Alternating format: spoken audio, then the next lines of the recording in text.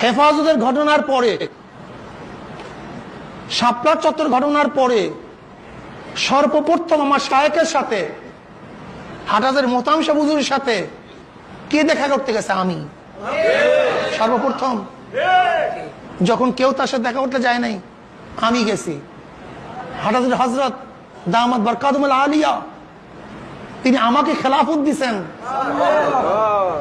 এবং সেই খেলাফতের সাক্ষী যেমন তেমন লোক না, জুনায়েদ বাবুরগিরি দামাত বরকাতুল আলিয়া সহ এরকম বহুত আলেমরা হযরত আমাকে কি মোহাব্বত করতেন, শুধু একটা কথা বললেই বুঝবেন। হাটাজের হযরত আমাকে এইভাবে মোহাব্বত করতেন। হেফাজতের ঘটনা ঘটার আগে জমিয়াতুল ফালার মধ্যে 3টা হেফাজত ইসলামের শানে রেসালাত সম্মেলন গেছে।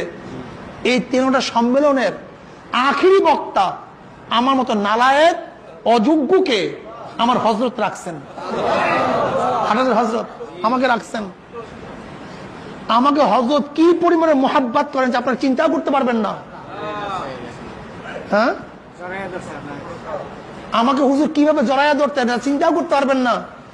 আপনারা দেখছেন আমি হুজুর যদি যাইতাম, হুজুর খুশি শুধু আমাকে দাঁড়াইয়া জড়াইয়া ধরতেন, দাঁড়াইয়া জড়াইয়া ধরতেন। এত মোহাব্বত হুজুর আমাকে করেন যে নজিরগুলি এখনো প্রেজেন্ট। শুধু তাই নয়, এই শাপলা চত্বরের ঘটনার পরে আজ পর্যন্ত হেফাজতের বিরুদ্ধে, শাপলার বিরুদ্ধে এই মুখ থেকে ভুলেও একটা কথা আমরা তার বিরোধিতা করে বলি নেই, দেখাতে পারবেন না।